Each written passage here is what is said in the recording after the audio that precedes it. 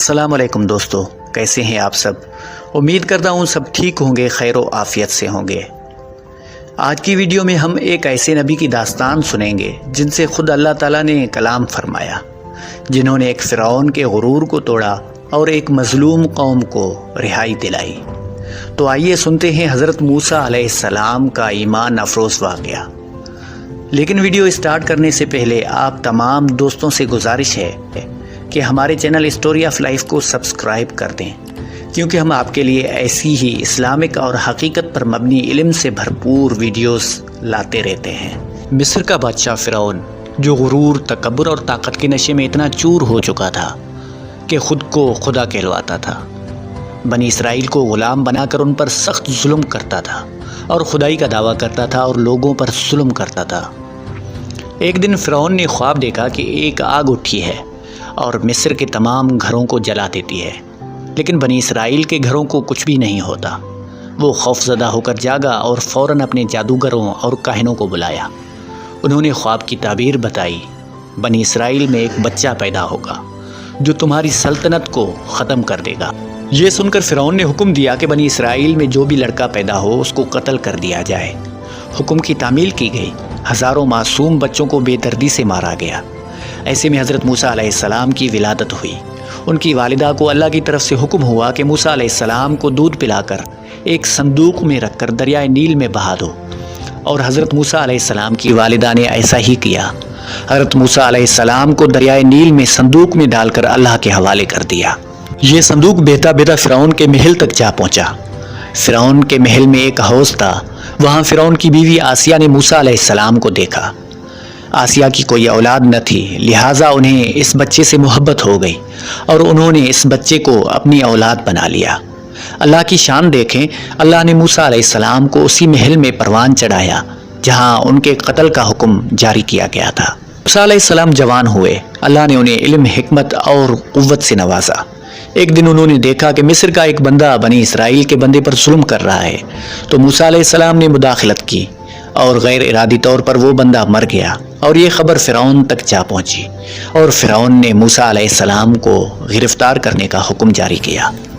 ایک مخلص شخص نے موسیٰ علیہ السلام کو خبردار کیا کہ تمہیں گرفتار کرنے کا منصوبہ بنایا جا چکا ہے، فوراً مصر چھوڑ کر چلے جاؤ۔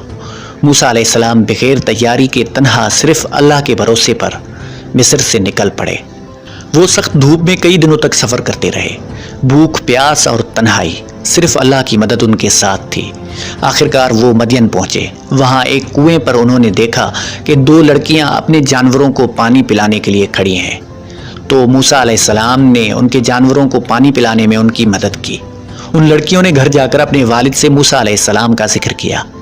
ان لڑکیوں کے والد حضرت شعیب علیہ السلام اللہ کے نبی تھے۔ انہوں نے موسیٰ علیہ السلام کو دعوت دی، ان کا اخلاق دیکھا اور اپنی ایک بیٹی کی شادی موسیٰ علیہ السلام سے کر دی، بشرط یہ کہ موسیٰ علیہ السلام ان کے ہاں کام کریں۔ موسیٰ علیہ السلام نے یہ شرط قبول کی اور 10 سال وہاں رہے۔ ان 10 سالوں میں موسیٰ علیہ السلام نے قدرت کے نظام پر غور کیا، خدا کو پہچانا اور اللہ کی حکمتوں کو سمجھا۔ 10 سال بعد انہوں نے اپنی بیوی اور بچوں کے ساتھ مصر واپسی کا ارادہ کیا۔ جب وہ مصر جا رہے تھے تو راستے میں کوہ طور کے مقام پر موسیٰ علیہ السلام کو ایک آگ دکھائی دی۔ وہ جب اس آگ کے قریب پہنچے تو ایک آواز آئی، اے موسیٰ، میں تیرا رب ہوں۔ اللہ نے انہیں نبوت عطا فرمائی، معجزات عطا کیے، عصا کا سانپ بن جانا اور ہاتھ کا چمکنا۔ اللہ تعالیٰ نے حکم دیا کہ فرعون کے پاس جاؤ اور اسے حق کی دعوت دو، شرک سے منع کرو اور بنی اسرائیل کو آزاد کراؤ۔ موسیٰ علیہ السلام جب مصر پہنچے تو اپنے بھائی ہارون علیہ السلام کو ساتھ لے کر فرعون کے دربار میں گئے۔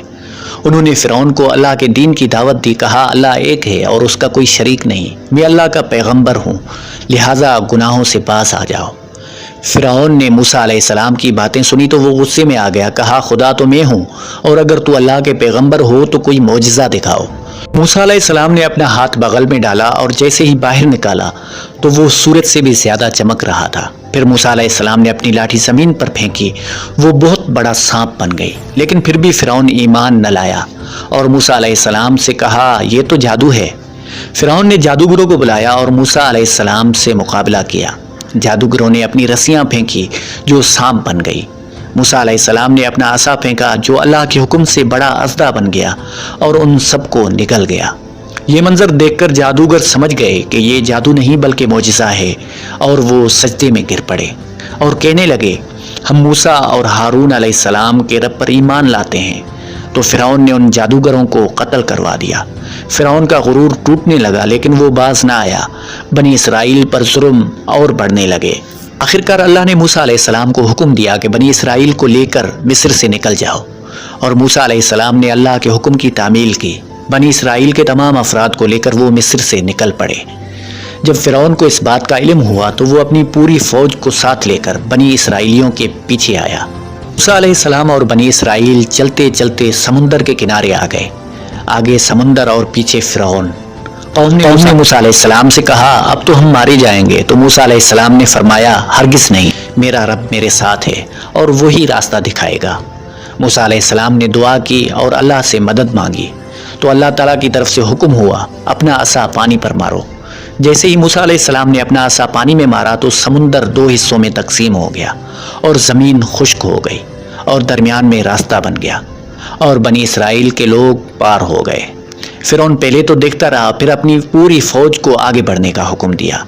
جب فرعون اور اس کی فوج درمیان میں پہنچے تو اللہ نے پانی کو واپس چھوڑ دیا اور وہ سب ڈوب کر غرق ہو گئے۔ قرآن میں اللہ تعالیٰ کا فرمان ہے، ہم تیرے جسم کو بچا لیں گے تاکہ تو آنے والوں کے لیے عبرت کا نشان بن جائے۔ آج بھی فرعون کی لاش مصر کے شہر قاہرہ میں ایک میوزیم میں موجود ہے جو اللہ کی عظمت اور سچائی کا زندہ ثبوت ہے۔ حضرت موسیٰ علیہ السلام کی زندگی ہمیں سکھاتی ہے کہ صبر، ہمت اور اللہ پر یقین کبھی ناکام نہیں ہوتا۔ کوئی کتنا بھی طاقتور ہو لیکن اللہ کی لاٹھی غالب آتی ہے۔ تو ناظرین، اگر آپ کو یہ ویڈیو پسند آئی ہو تو چینل کو سبسکرائب کریں، ویڈیو کو لائک کریں اور کمنٹ کر کے اپنی رائے بتائیں، اور اس ویڈیو کو دوسروں تک ضرور پہنچائیں۔ ملتے ہیں اگلی ایمان افروز ویڈیو میں، تب تک کے لیے اللہ نگہبان۔